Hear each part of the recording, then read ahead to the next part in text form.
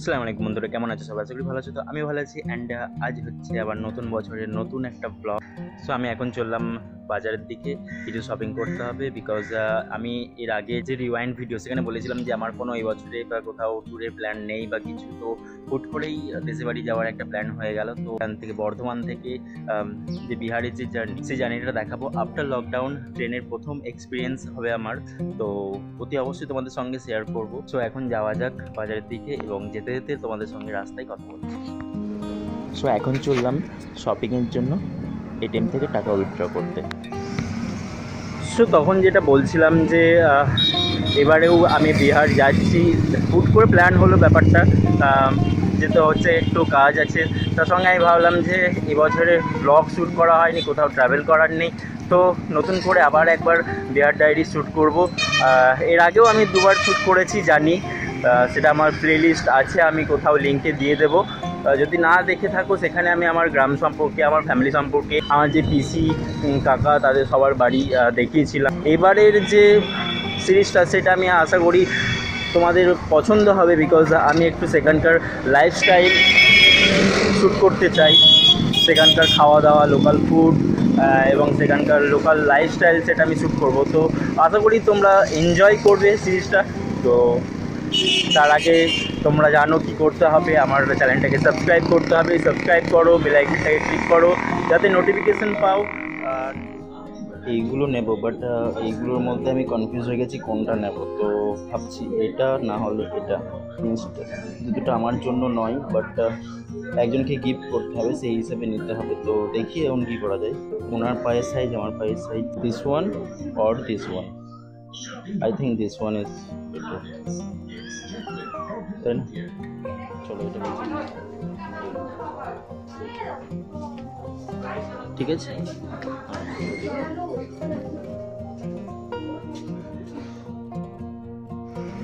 So ছুটিটা তো কেনা হয়ে গেল এবং এখন জাস্ট বেঁকে যাই, ক্রিসমাস কেক নিতে হবে দাদুর জন্য।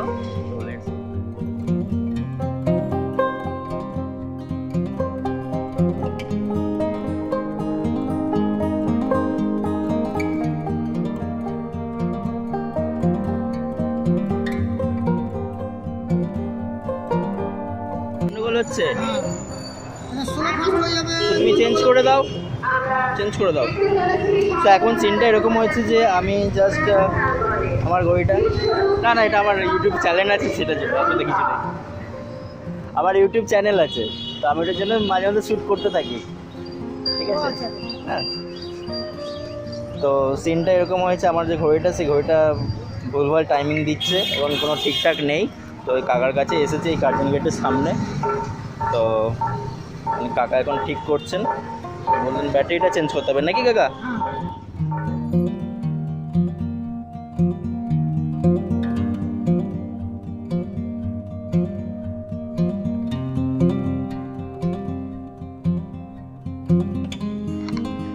সবথেকে বড় ব্যাপার হচ্ছে যে বর্ধমান থেকে যখনই বিহার আসা হয় তখনই আমরা দাদুর জন্য অথবা ফ্যামিলির জন্য মিহিদানা কিনে নিয়ে যাই। তো সেটাই আমি কেনার জন্য রাধা বল্লভে এলাম।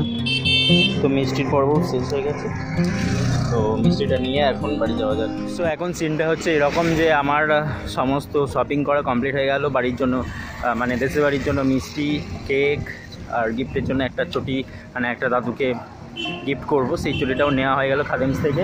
এরপরে এখন প্রায় বেজে গেছে 2:30, তো আমার প্রচুর জোর খিদে পেয়েছে।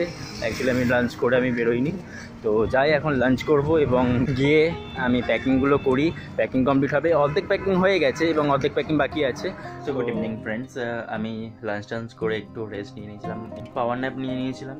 তো সেটা নেওয়ার পর এখন যে কাজটা করতে হবে আমাকে, এই যে প্যাকিং, এই ব্যাগটা ট্রলিটা তো প্যাকিং হয়ে গেছে, আর এখানে এই ব্যাগটা প্যাকিং হতে বাকি আছে, আর আরও অনেক কিছু বাকি আছে। আমার কাঁধের যে ব্যাগটা নেব সেই ব্যাগটা প্যাকিং হতে বাকি আছে।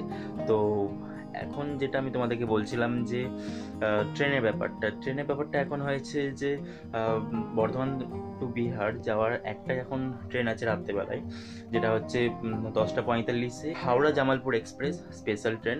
অ্যান্ড সমস্ত ট্রেনেরই এখন প্রায় জেনারেল বগিগুলো 2 সিটার্স হয়ে গেছে, সেগুলোকেও রিজার্ভেশন করে যেতে হচ্ছে। তো একদিক থেকে ভালো হয়েছে এবং ফেয়ারটা একটু বেড়েছে, তো যেটা ছিল 100 টাকা, আমাদের বর্ধমান টু একচারি স্টেশন যেতে 100 টাকা যেটা ছিল, সেটা এখন হয়ে গেছে বেড়ে 125 টাকা। তো একদিক থেকে ভালো, যেটা আমরা জেনারেল বগিতে যেতাম, মোটামুটি আমরা কোনোদিনই বলতে গেলে যে রিজার্ভেশন করে যাইনি। তো সেই সময় যখন যেতাম তখন একটু অসুবিধা হতো। ফার্স্ট এক্সপিরিয়েন্স আফটার লকডাউন, দেখি কেমন।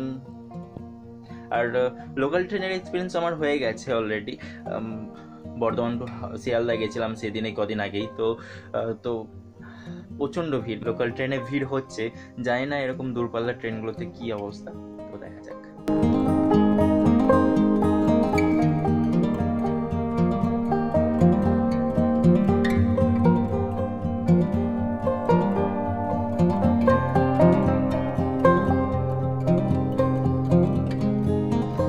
সো এখন সিনটা এরকম হচ্ছে যে বাড়ি থেকে টোটো ধরে চলে এসেছি স্টেশনে, এখন চললাম স্টেশনের প্রবেশ পথের দিকে।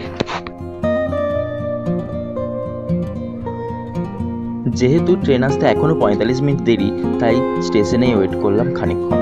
কিছুক্ষণের মধ্যে স্ক্রিনে কোচ নাম্বার শো করলো, আমাদের কোচ নাম্বার ছিল DL2।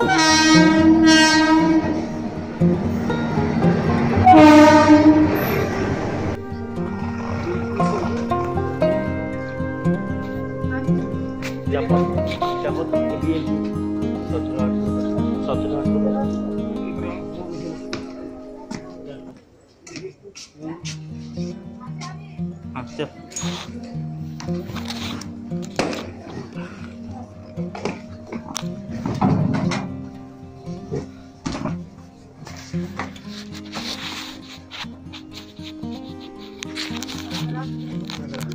কটা বাজে এখন?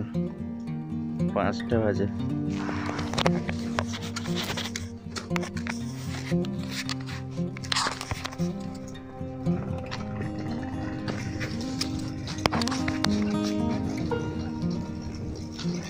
ট্রেন দাঁড়িয়ে আছে আমাদের,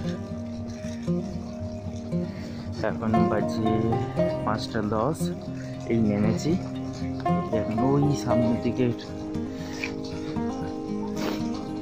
স্টেশনের যে সেখানে আমরা গাড়ি পাবো, সেখান থেকে অটো বা জিপ। তো দাঁড়িয়ে আছে, কোন জায়গায় চলে এলে?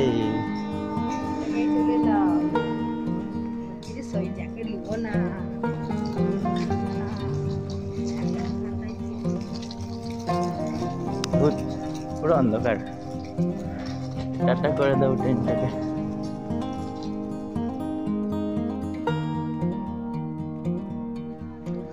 স্টেশন থেকে বেরিয়ে 300 টাকায় অটো রিজার্ভ করে বাড়ির পথে বেরিয়ে এলাম। অন্ধকার থাকার দরুন আমি তেমন কিছু শ্যুট করতে পারিনি। যদি ভালো লেগে থাকে অতি অবশ্যই like, comment, share and subscribe করে দিও।